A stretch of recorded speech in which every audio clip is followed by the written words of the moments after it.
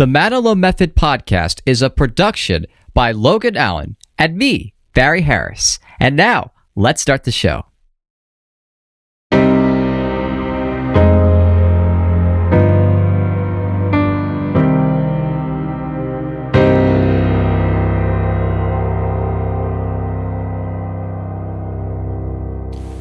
Hey everybody, welcome back to the Manilow Method, the complete guide to the music of Barry Manilow. I'm Logan Allen, that's my co-host, Barry Harris, and we're back with you with a new album discussion. This is our third album discussion. Today, we are discussing 1980s album, Barry.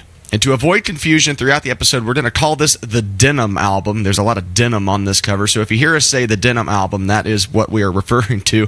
This album, Barry, was released November 19th, 1980. It was recorded in a plethora of different locations, which we're going to talk about on this episode, and it was released on Arista Records. So, the Denim album.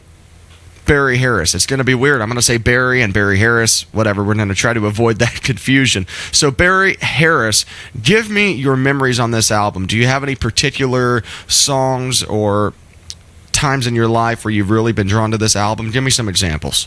You know, Logan, what's interesting is I actually do remember the first time that I ever heard this CD. Because it was a little bit elusive, the CD was never released in the North American market. So it was a little bit off limits in some circles, but of course, if you did buy the imported CD, you would be able to get it. So here's my personal story. I was a kid at the 1990s, and a lot of the kids of the 1990s watched a television program called The Magic School Bus. Have you ever seen that, Logan? Many times teachers would play that for me in school. That was a classic when I was in grade school and middle school.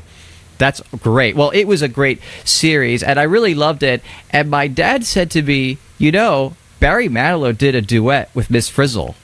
I went, what? Really? Yeah. Well, of course, the voice of Miss Frizzle is Lily Tomlin, and she sings a duet on this record. So I remember exactly where I was when I put the CD into the player and listened to one of the tracks that they sing together on this album, which is The Last Duet. And I remember it was really brilliant and really funny. We'll talk more about that song when we get to it. And then I started listening to the other songs, and I had never discovered all the other songs. And there are some lost classics that are buried, I think, on this album. And I don't think they got the attention they deserve because this CD was unavailable for so long. Now, today, that's been rectified because it's available worldwide on streaming platforms. So now we get to hear the music and we get to celebrate this era. But really, for me, it was a bit of a discovery when I found it. Yeah, so for me, it's kind of weird because, again, this album came out in 1980, and neither of us were alive. So that kind of puts that into perspective for you. But I remember when I was growing up, I discovered that my parents had some vinyls left over from when they were growing up, and they, I believe, both had this album on vinyl, which I thought was very interesting. As you said, it was a little more rare at the time, but it was interesting to see that both of my parents, my mom grew up a Barry Manilow fan. I didn't really know that my dad listened to any Barry Manilow as a kid, so I thought that was kind of interesting that they both had this album. But anyway, as far as it comes with me, I didn't really grow up on this album. Obviously, the biggest song from this album is I Made It Through the Rain, and we're going to talk about that when we get there. That's on like every greatest hits compilation that he's put out. So that was the one song that I grew up with from this album. But as time has gone on, I've, like you said, discovered some of the more hidden gems on this record, and I'm really excited to talk about them today. So before we get into who played on the record, let's talk about how the album was released. Yeah, so this was released on vinyl, 8-track, and reel-to-reel, and I have the examples. So first, here is the 8-track of the Barry record. Like I mentioned before, we talked about Even Out, it's a cassette cartridge, and you would stick it into the player, which was most commonly in cars at this time. So it was still a common format in 1980. I have here the reel-to-reel. Let's see, it's right here. So this is another consumer format that they use to try to have a more portable or more stable sound recording, because obviously needles sometimes would skip, and so this they thought would be a more durable format. I don't think it really took off, but they did publish a lot of commercial releases in that format. Also, they released a songbook, and I have it here. This is obviously long out of print, but it's well done. It's a piano, voice, and guitar transcriptions, really excellent, and I've used this for a lot of my studying of these songs. Other formats, we did have a CD release. This is the Japanese reissue from the 1990s, and also there was a United Kingdom release where they put it out. Actually, this is a cool little box set. It's called the Lonely Together box set. It's a bundling of One Voice, If I Should Love Again, and Barry, and here it is in the set. And if you notice on the back for these UK releases that they did in the 1980s, not very exciting, just black and white text, so not very exciting, but nevertheless we were grateful to have them digitally at all. And for me, in this particular release, it's really remarkable because this is the first time that Manilow decided to lean into country music. He said this when he was reflecting upon his albums in the Barry Manilow Anthology Songbook, and he specifically mentioned that that was his intention. In the last episode, we covered the summer of '78, and we were talking about how that was such a left turn for Manilow because he did not do exactly what you thought he was going to do. Now, this particular album, the Denim album, is not that radical of a left turn because there's still key changes and orchestrations and horns and the stuff you would expect from a Barry Manilow album. The only difference here is there are some differences with expectation. He really shook up his sound a little bit, and again, as we start talking about the tracks and the personnel, we will get into what evolved on this album. But this album was the first bit of evolution where Manilow is stepping into a whole new decade, because he reigned supreme in the 1970s, and they told him, and they tell everybody, that a good pop career is going to last about 5 years. Well, he definitely extended that life beyond what would normally happen, and the result for this particular album was that he had a top 10 single in the form of I Made It Through the Rain. But really, just to talk about the music scene at the time that this release came out, it was, disco had crashed really badly. And thank goodness Manilow did not attach himself to that bandwagon very strongly. Copacabana really was not a disco record, but of course it was played at a lot of discotheques. And when he did the album that came before this, One Voice, he did not lean onto that trend too much, so I think he was okay. But nevertheless, it was a much different time in 1980 than it was, say, in 1975. And so I think he navigates it very brilliantly on this record and comes out with a much more fresh sound. And so as I said, I'm very excited to dive into this and start really digging into these tracks. I am too, and I just want to mention here, I actually have a couple of the forms of this record here. Here is the vinyl version, original price tag and all. Him and his dog, of course, on the back there.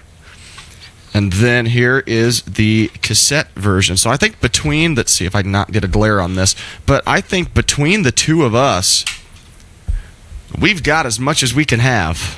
And actually, I forgot to mention one thing important is that there is a website called HD Tracks. They are a music download service that specialize in offering high-fidelity downloads of their albums that they put for sale. And the Barry album, when this was remastered in the year 2016 and made available for all streaming platforms, they made it available in 24-bit, 192 kilohertz sample rate, which, for those who don't know what that means that is one of the highest possible quality settings that you can possibly have for a digital recording. There really is no sound better than when they actually mastered this in the studio in 1980. So I purchased that, and so that's how I've been enjoying this particular album. I get to hear it in all its sonic glory. That is absolutely awesome. I might have to have you send me an example of that, because that sounds like it's pretty awesome. So right now, before we get into the actual tracks on the album, let's talk about the people who played on the album. And I have got a laundry list here. There are so many people that played on this album, and we'll talk about why that is once we kind of get into this. But this album was produced by Barry Manilow and Ron Dante. For those of you who watched our Even Now episode, that's a familiar name. That's going to be a name that comes up a lot in this series. And now I'm going to try to go rapid fire on these names just so we mention everyone that was on the album. So bear with me here, folks. I apologize if I screw up pronunciations. Here we go. Manilow himself did rhythm track arrangements, background vocals, synthesizers, arrangements, and keyboards on this album. David Wheatley played the Fender Rhodes. Artie Butler did one interesting instrument, which I'm going to hold as a secret until the first track. He did rhythm track arrangements, horn and string arrangements, and the Fender Rhodes.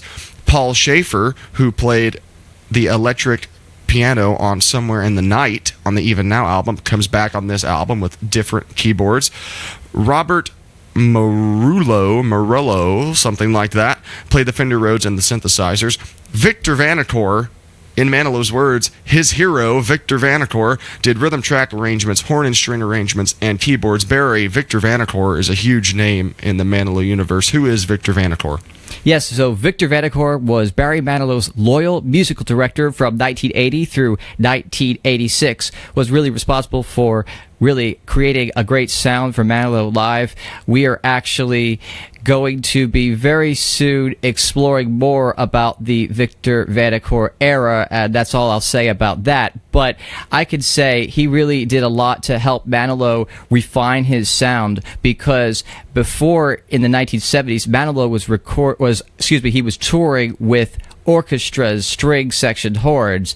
For these tours that started in the 1980s, he relied on more synthesized instruments, and Victor Vanacore was able to help make those synthesized instruments sound very lifelike. And of course, that made touring a whole lot more scalable when you're bringing less musicians on the road.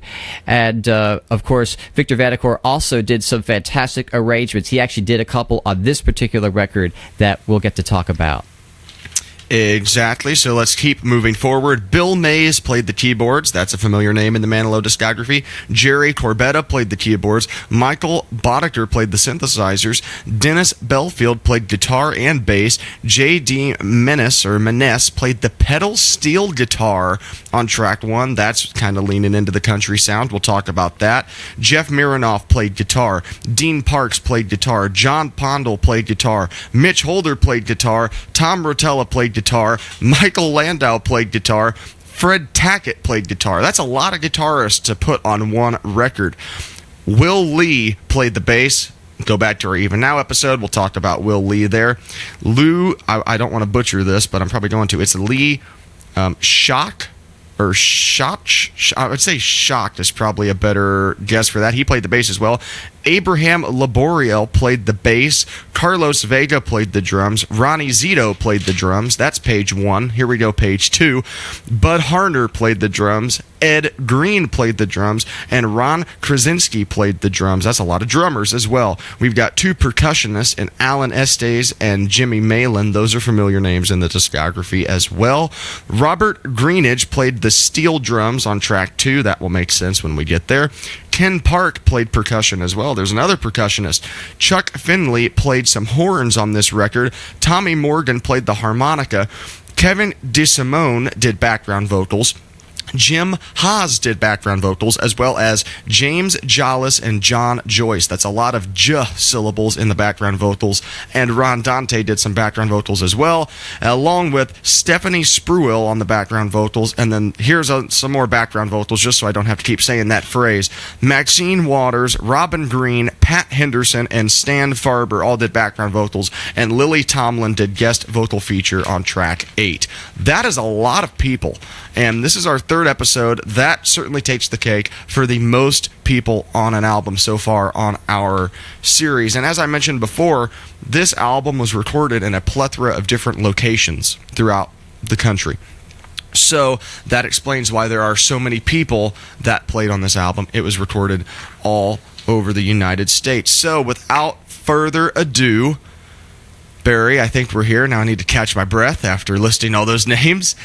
Let's get into the track list. We're starting off here with an absolutely beautiful song, track number 1, Lonely Together, written by Kenny Nolan. All right, Barry, give me your thoughts on this track. This is a beauty. And actually, let's talk about what makes this track unique. Yes. So there's a sound you hear right at the beginning of this recording. And to at least for me, it sounds kind of like a flute, but it's really not a flute. It's actually an instrument called a calliope. And I actually learned about this through the production of this episode. It turns out Artie Butler, Manilow's longtime arranger, actually plays the calliope on this record. So a calliope is a sound that you hear if you went to a circus. So if you hear the circus, you hear do do do do do do do do do do do do do. That's a calliope, and that is what's used on this record. It basically is an instrument that relies on compressed air, so it gives it a really unique sound. And of course, it is in fact augmented by wind instruments, actual wind instruments playing. But when you hear that in the intro, that is a calliope, and so that makes for a very unique sound. And like you said, there's pedal steel guitar that you hear, and that's something that, except for You're Leaving Too Soon on the Trying to Get the Feeling album, you really did not hear a pedal steel on a Manilow record before. And that leans into the fact, like you mentioned before, he was trying to kind of steer into not being a country singer, but trying to adopt that sound. And honestly, I think this is the perfect song to have that sound on. It's just the best way I can describe pedal steel, the way I hear it, it almost sounds like, you can mimic the sound of like weeping with it. Like it's a very, I would call it an emotional sound, and I think this is a great track to put that sound on. So something I wanted to bring up here is kind of interesting. This is track 1 on the album, and at this point in his career, including all the other albums that came before this, this is the first album opener in his career that is a ballad, and it's not the title track. The This One's For You record, the opening track, is This One's For You. That's a ballad. I'm not talking about that. I'm saying this is the first album opener in his career that is a ballad, and it's not the title track, which I think is very interesting. It's a very interesting choice to open the album with a ballad. What are your thoughts, Barry? Well, you're right. That is a departure to open the album with a non-album title track or non-title track that's a ballad. But one thing that I observed, or at least this is my guess, I think this is one of the 2 Clive Davis contractually obligated picks, because as we've said in the Even Now episode, in the 70s, in the first contract that Manilow had with Arista, Clive Davis had contractually obligated 2 songs that Manilow had to do. I think this is one of them, and I think Clive Davis may have had high hopes for this song, because Kenny Nolan was a songwriter who at this moment is on fire. And I'm curious, Logan, if you remember off the top of your head, do you know of another song that Kenny Nolan has written? I don't. You put me on the spot. My Eyes Adored You. Interesting. Yeah. Interesting. So, but this was the first song that Manilow ever recorded that had something to do with Kenny Nolan.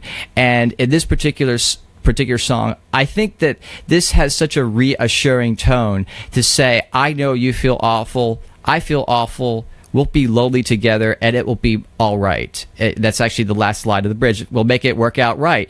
And I think I love that comforting feeling. I think it's a great way to start an album. And so this particular track, it's, like we said, it's just shaking up the formula just a little bit. You've got a key change. It's a love song. But like we said, this instrumentation is vastly different than what we would come to expect on a Manilow record, and especially an opener and a big single. Absolutely. I think the chorus on this song is very underrated. Just the line, you can tell me how he broke your heart, I'll tell you how she broke mine. That's an interesting concept that we haven't seen very much of up to this point in the discography. So like you're saying, it's very comforting, it's very reassuring, and I think that was a great explanation as to why this would have been chosen as the album opener. It's giving a sense of reassurance and calm, and we're in this together, you're not alone. I think that's very interesting. So let's talk about something very specific that I didn't know until you pointed it out to me. And I would be interested to know if anybody out there has noticed this. You can find our email, by the way, down in the description. Reach out to us. Let us know if you've heard this. Barry, there's something bizarre about this song. Take our viewers through it.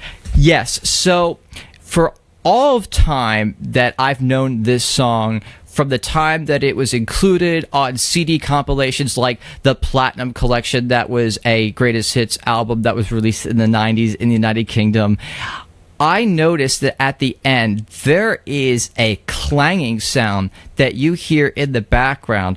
And for anybody that's looking for it specifically, it's at 4 minutes, 3 seconds in. It's after the lines, and wouldn't it be sad being lonely all alone. On the word lonely, you hear this click sound, like as if someone dropped their pencil in the orchestra or something. But it's pretty prominent, and I always heard it. But I'll tell you what really, really got me going is that when I listened to the remastered version that came out in 2016, and I listened to it, suddenly that clang, you hear it, but it's been turned down. So somebody at some point in 2016 decided to go in and fix whatever this sound was. So I would love to know and try to dive into what channel was that on. Was that on the orchestra channel? Was that in the vocal session? Because sometimes that happens, and sometimes people open the door, knock on a door, and they leave it in the final recording just for fun. I don't know, but whatever it is, it was there, and now it's kind of not there. But if you still listen to the version that's on all the streaming platforms, including the 2016 remaster, you can still faintly hear this sound. But if you go back and listen to an original vinyl copy or an original CD issue, you will hear it very prominently. And I always wondered what this is, and now after the 2016 remaster, my curiosity is really piqued. I want to know what happened. All right, so here we are. We're going to move on from this track, if that's all right with you. We're going to move on to track number 2, which is a classic. Even if people don't know it, it's a classic. This is Bermuda Triangle. It was written by Barry Manilow, Bruce Sussman, and Jack Feldman. This is turned into a United Kingdom set list staple. I don't remember the last time this song was performed in the United States, but it seems every time he goes across the pond, it makes its way back into the show. So, Barry, talk about this song a bit for me. So this is really interesting because if you were to take the formula of a song, say Copacabana, and apply that same template to another story, you get this song, Bermuda Triangle. And that's not overreaching by saying that, because it's Bruce and Jack and Barry again, but the instrumentalists are exactly the same. You've got Will Lee, you've got Alan Estes, you've got Artie Butler doing the arrangements. So this is definitely using the same formula. But is it the same song? No, it's not. It's a whole different song. It's a whole new story, but told through that same template. And I think it's just brilliant. You know, I love the fact that it's really a hard art form to be able to tell an entire story in a 3-minute song with a repeated chorus. But they managed to do it again, and I think there's a reason why this has been so beloved in the United Kingdom, and I know it had a really big effect there and remains one of his biggest hits there. Yeah, that's shocking to me because it is the same songwriting team as Copacabana. It's a very orchestral song, just like Copacabana. It almost feels like they were trying to not necessarily just rehash the same idea, but they were trying to maybe reinvent it a bit. Seeing as Copacabana was the huge smash that it was, I think they were trying to kind of build upon that success and try to maybe have a, not specifically, but kind of a Copacabana Part 2. Have that same sort of vibe throughout this song. So, do you have anything else you want to talk about with this song? Because I think it's very interesting The steel drums isn't a sound we typically get. They're going for that sort of feel. You're by the beach. It's this, again, the same type as Copacabana. What else do you have on this one, Barry?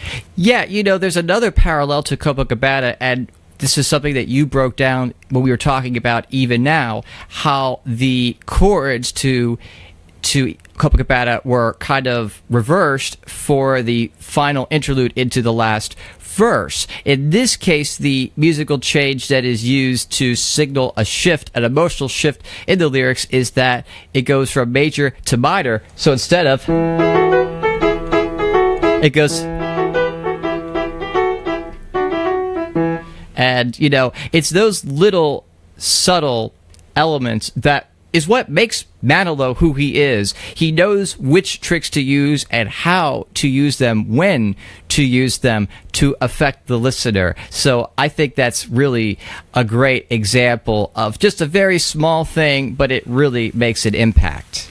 Because at that point in the song, we've gone from this guy and his partner going on a vacation and it's all happy and major, and then when she leaves him for this other guy, that's when it switches to minor just for a moment, but then it goes straight back into the major. So it's like he's using that little turnaround in the phrase beautifully. It's really, really well done. So without further ado, I think it's time for us to get into the biggest song and most well-known song from this album, track 3, I Made It Through the Rain. There are a lot of writers on this track. Here are the names. We've got Gerard Kinney, Barry Manilow, Bruce Sussman, Jack Feldman, and Dre Shepard. So, Barry, talk about why there are so many writers on this track. Yes, so this was originally an outside song. Gerard Kinney was an artist from the United Kingdom, and he recorded the song. And I actually have heard his original version, and it's not too unlike the Manilow version, because at this point, by 1979, when this song was originally written, Manilow had really dominated the radio, so he was having an influence, so it's really no surprise that it's perhaps his influence had something to do with the creation of this song, because there is a very strong musical motif that starts out this song. And of course, I always mention how the piano motif right at the beginning, the intro, is one of the most important signatures of Manilow Productions, because it immediately tells you that you're about to hear a Barry Manilow song. This is it. Like, yeah. As soon as you hear that, we know it. It's 2 notes and you know it. It's just so cool. I could name that tune in 2 notes. Exactly.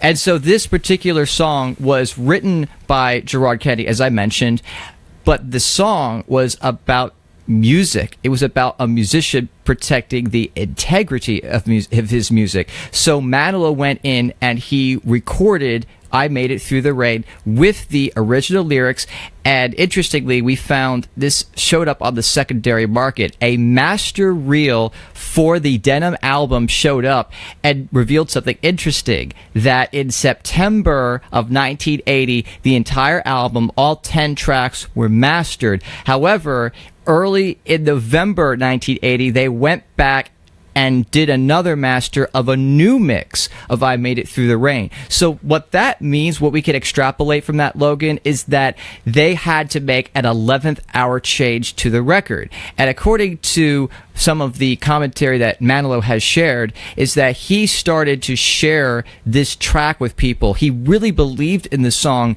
and was a little bit surprised when he did not get the same reaction back when he played the song.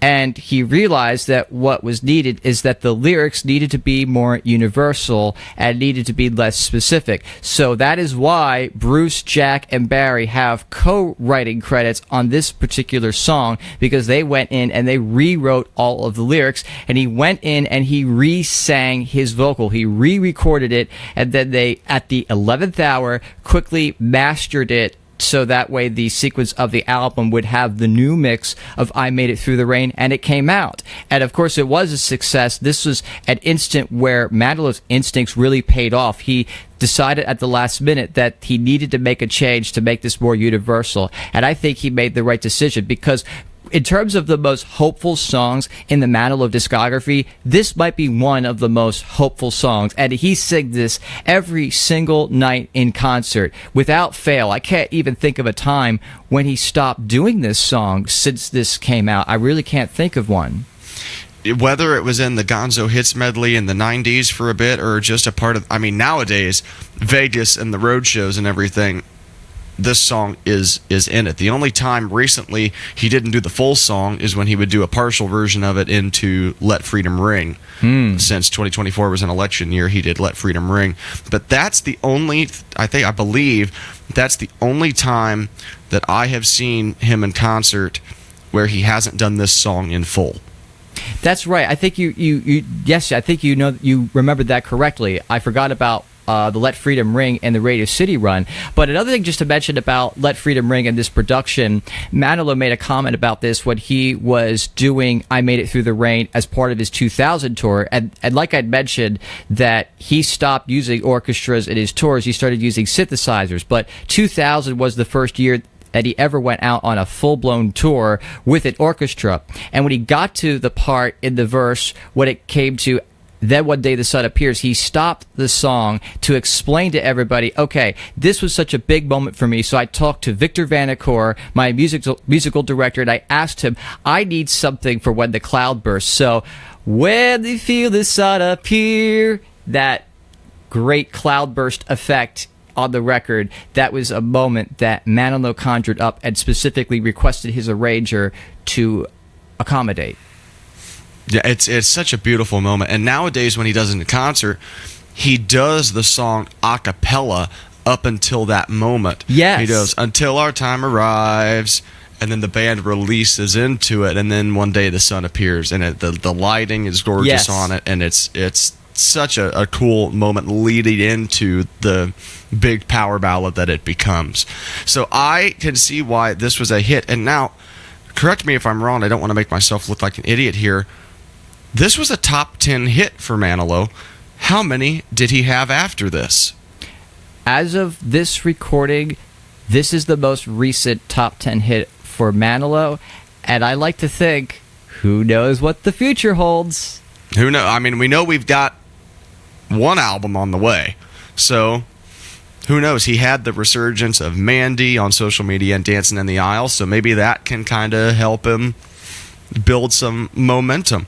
So yes, let's also talk about the botched set from the 90s. The box set from the 90s, there's an alternate version of this song. Talk about that, Barry. Yes, so I had mentioned that he re-recorded his vocal in time for the release at the 11th hour, but we eventually, as the public, did get to hear that original version. It was used as the penultimate track in the complete collection and then some box set. And so that was quite a revelation to hear what the original version was going to sound like. And what I can say after listening to it, it is a great record. It is an amazing song.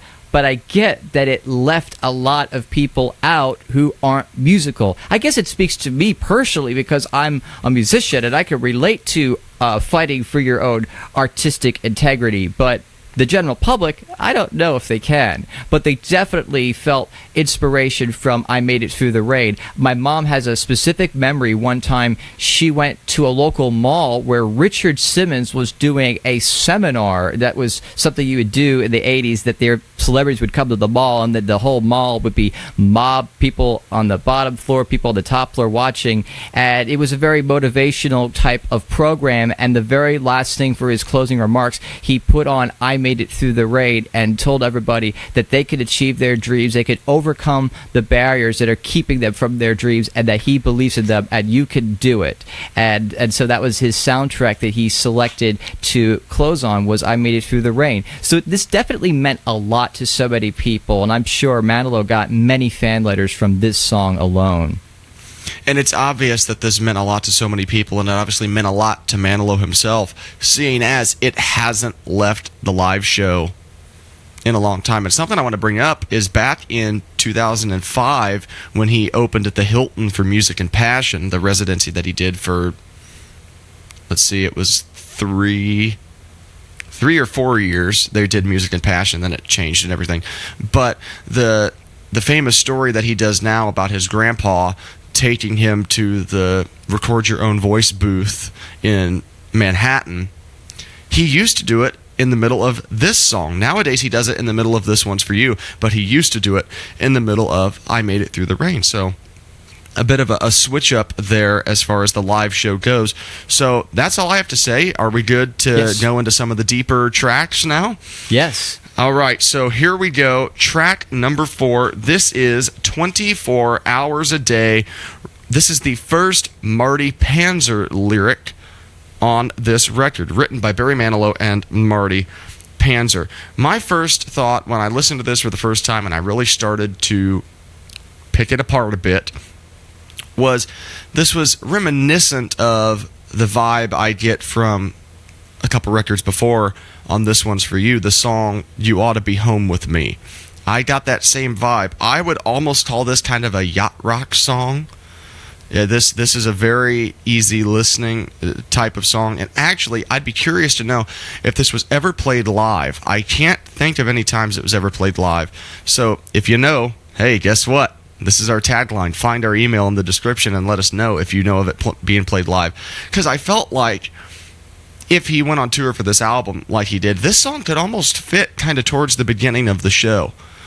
That was the vibe I was getting off of this. If I was to put a show together in support of this album, this would have been a fun one to include, I think. What are your thoughts on this one, Barry?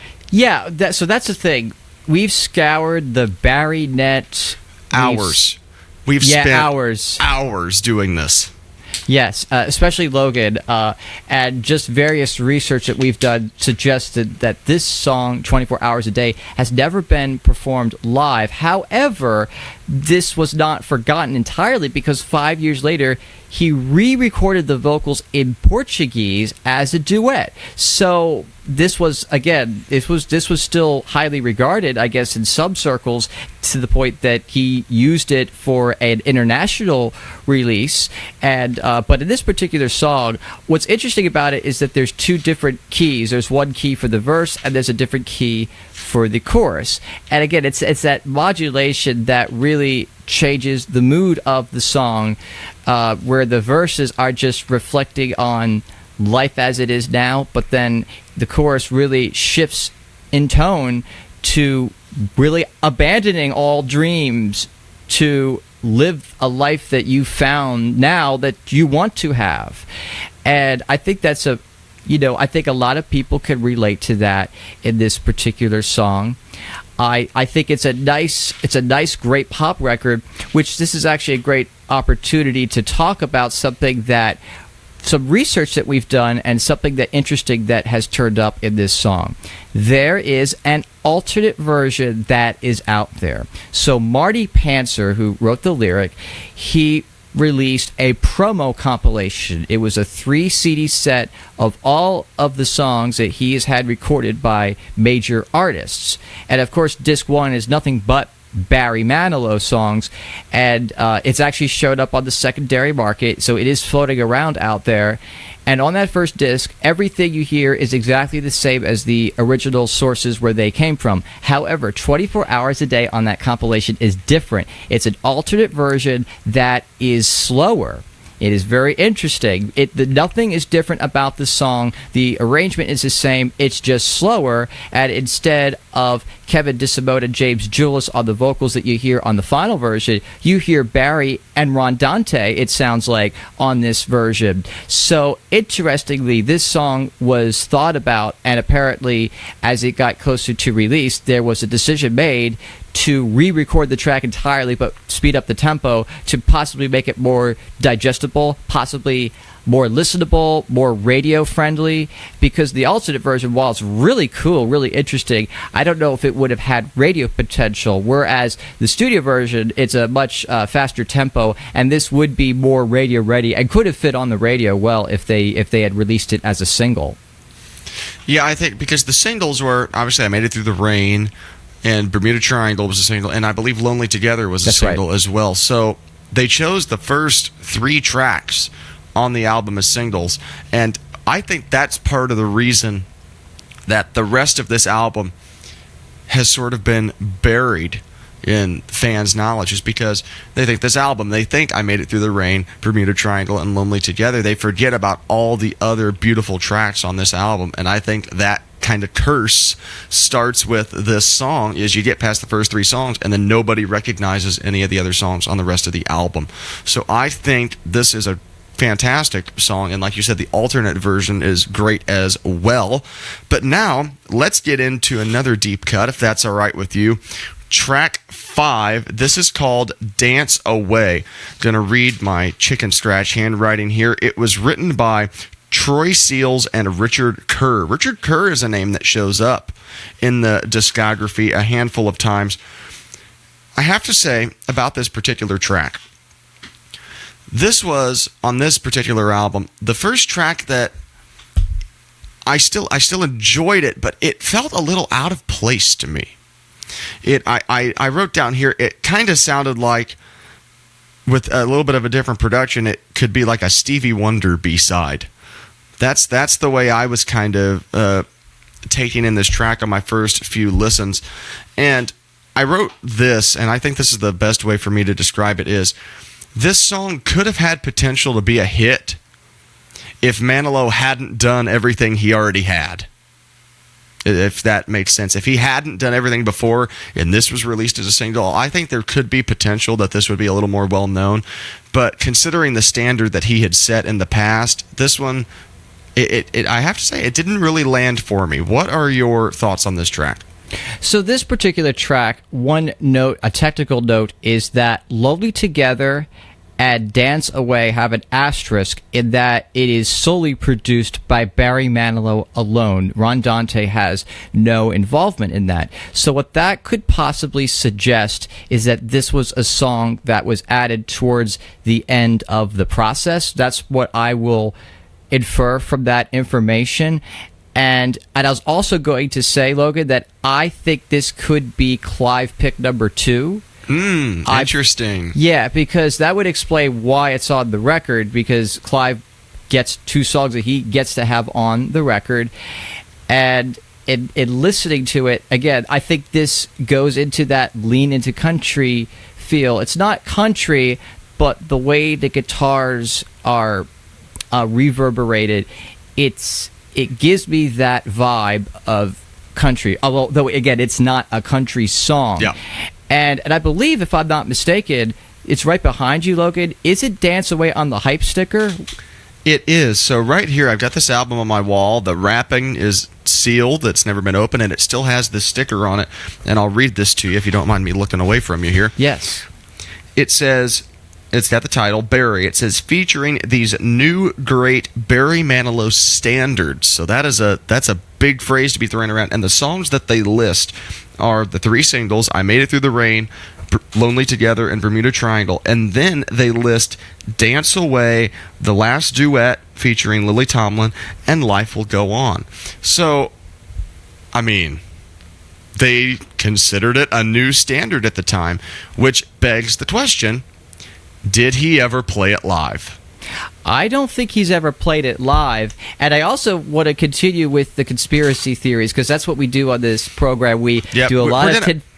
We have to get Manilow Method tinfoil hats at some point. We have to. I think it just has to. There's so much speculation that goes on. Please continue. So here's what I'll say, and this will make sense when we talk a little bit later at the end about the bonus tracks. Well, they're not bonus tracks, but there's some outtakes that have been officially released.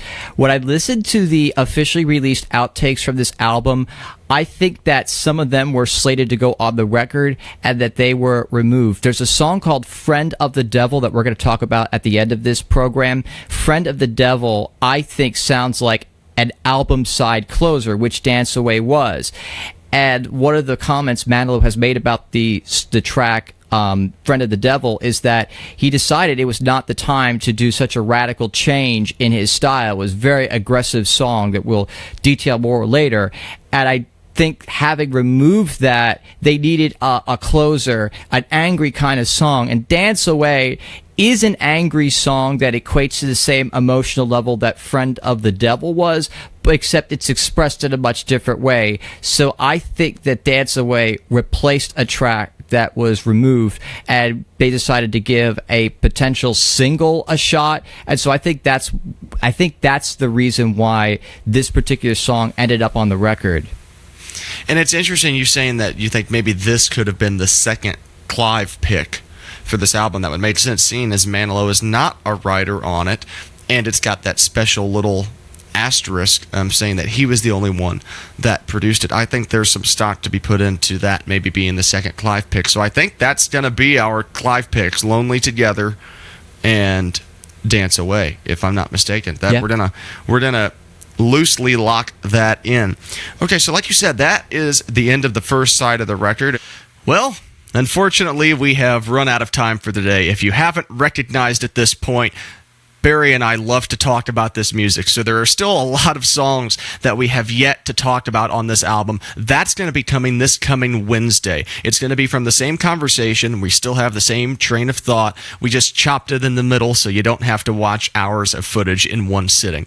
So real quick before we go, I want to make a brief plug for the Manilow Music Project. That is Dr. Barry Manilow's nonprofit organization that donates funds, equipment, instruments, you name it, to schools in need with music programs in need. You can donate and learn more about them over at manilowmusicproject.org and on social media at Manilow Music Project. They're a great project with a great mission. We highly recommend you check out the work that they do.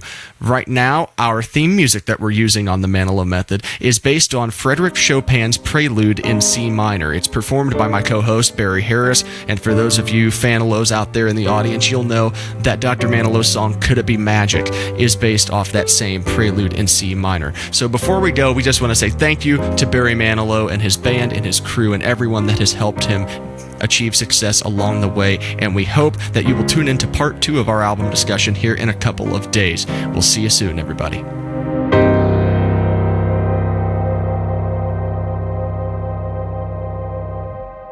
Just when you thought this episode was over, it's not. Earlier in the program, we mentioned the existence of a master reel of the Barry Denham album that surfaced recently on the secondary market. Well, we can tell you that the owner of this master reel has generously lent it to us so that way we could show you, our viewers, on the Manilow Method. I am holding this with gloves because this is a historic document and I do not want to contaminate it in any way. This is the box of the first reel. There's actually 2 reels, one for each side of the vinyl record. And right here on the box, we get a lot of amazing information that we never knew. For example, we can see that it was mastered on September 24th, 1980, and that on November 4th, 1980, they went back and amended it so they could add the new mix of I Made It Through the Rain to the sequence. Like we talked about earlier, it was originally sung, I Made It Through the Rain, I Kept My Songs Protected, and then he went back, Manilow went back, and he re-recorded the vocal and changed the lyrics to I Made It Through the Rain, I Kept My World Protected. That's here on this reel. And on the other reel, and we'll cut away to some pictures that you're seeing so you can see it in better detail. But right here I have in my hand, I actually took the second reel out of the box so you could actually see it here. And look at this. I mean, it's amazing. And looking at the box, we'll show that picture right now. You can see they actually appended the old mix of I Made It Through the Rain to the second side reel just for posterity. And of course, this is nothing particularly precious because we have all heard this on the Complete Collection and then some box set that was released in 1992. So you could go listen to it there if you're really curious to hear it. But again, this is a historical document, and I'm so happy and so honored to have it in my hands and to be able to show it to you and let you see this really special piece of history.